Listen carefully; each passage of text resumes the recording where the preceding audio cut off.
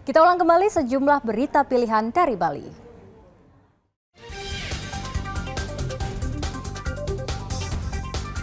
Kapal tanker terbakar di perairan Gili Tepekong, Karangasem. 5 ABK meninggal dunia.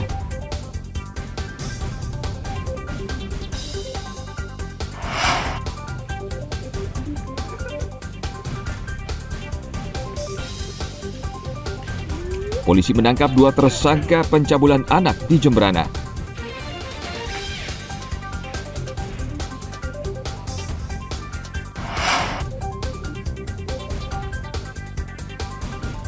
Bali Selatan atau Kabupaten Badung saat ini menjadi incaran banyak wisatawan sehingga dikhawatirkan mengalami over-tourism.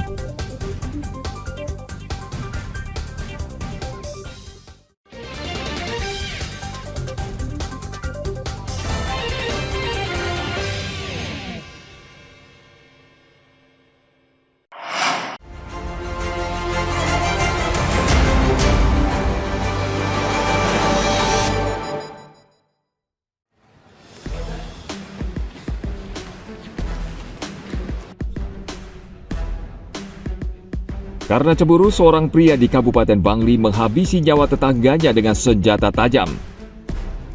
Sehabis membunuh korban, Iketut Muradada yang berusia 47 tahun langsung menyerahkan diri ke Mapores Bangli pada Kamis pekan lalu. Pelaku mengaku marah mengetahui korban Sudiarta berselingkuh dengan istrinya sejak 5 bulan lalu. Pelaku sempat mengirim pesan singkat ke korban melalui telepon istrinya. Setelah mengetahui keberadaan korban, pelaku langsung menghabisinya di sebuah kolam air panas di Banjar Yeh Padas, Desa Songan A, Kecamatan Kintamani.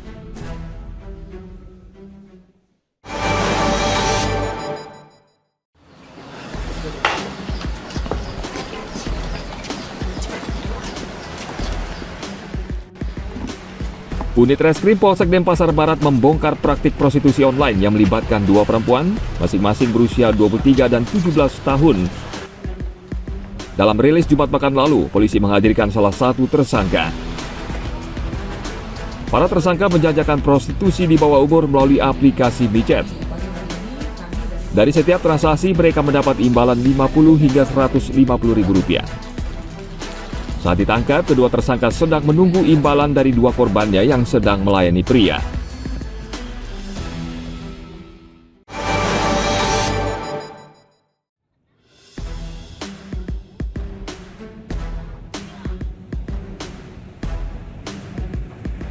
Gelombang setinggi 3 meter beberapa hari terakhir melanda Pantai Bukbuk, Pesisir Ujung, Seraya, Pesisir Jasri, dan Pantai Bunutan di Kabupaten Karangasem. Nelayan untuk sementara tidak berani mencari ikan karena berisiko tinggi.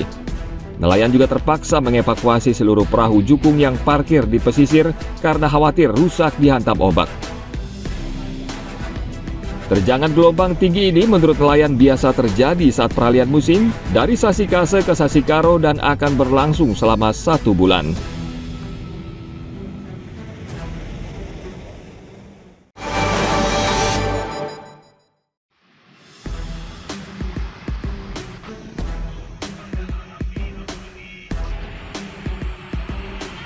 Jumlah kasus demam berdarah DBD di Kabupaten Bangli sejak beberapa pekan menurun.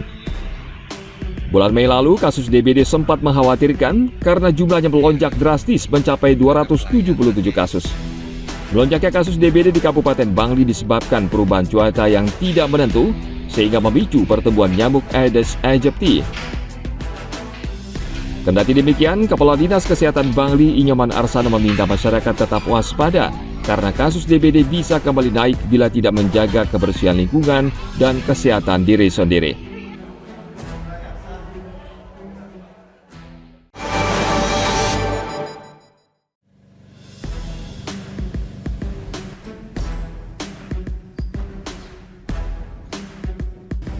Dampak kemarau dirasakan warga sejumlah daerah di Karangasem. Warga mulai kesulitan air bersih, khususnya mereka yang tinggal di wilayah tandus karena sumber mata air mengering. Untuk mengatasi kondisi ini, BPBD Karangasem dan BPBD Provinsi Bali memberikan bantuan air bersih sejak awal Agustus lalu, setiap hari secara terjadwal. Air didistribusikan ke sejumlah wilayah, salah satunya di Banjar Cutcut. Air bersih ditampung dalam cubang komunal di dusun dan selanjutnya sekitar 120 kepala keluarga bisa memanfaatkan air bersih untuk kebutuhan sehari-hari.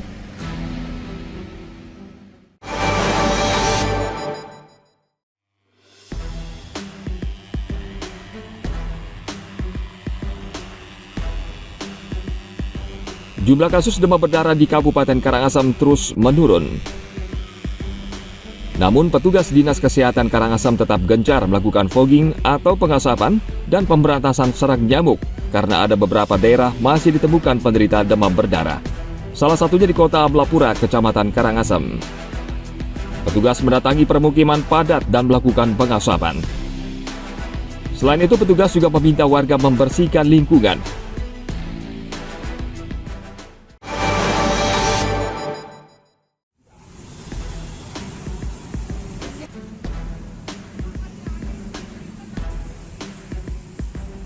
BBM jenis solar saat ini langka di Kabupaten Karangasem, sehingga memicu antrean panjang kendaraan di hampir semua SPBU, salah satunya di SPBU Desa Ababi, Kecamatan Abang. Pengemudi truk dan minibus harus antre hingga 1 km mendekati objek wisata Tirta Gangga. Akibatnya lalu lintas dari dan menuju Karangasem menjadi macet. Kelangkaan ini membuat sejumlah sopir truk dan minibus mengeluh karena mereka harus berjam-jam mengantri dan kehilangan banyak waktu. Mereka meminta pemerintah menambah kuota dan pasokan solar ke seluruh SPBU di Bali.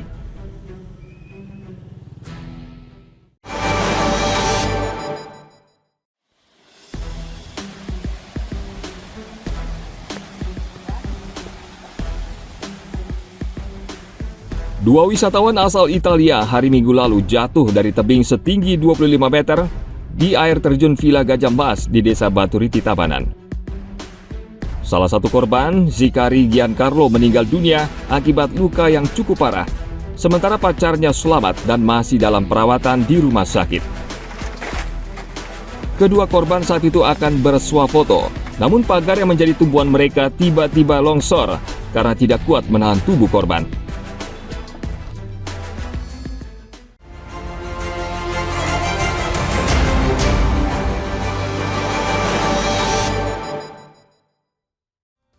Baik, informasi tadi mengakhiri jumpa kita pagi ini.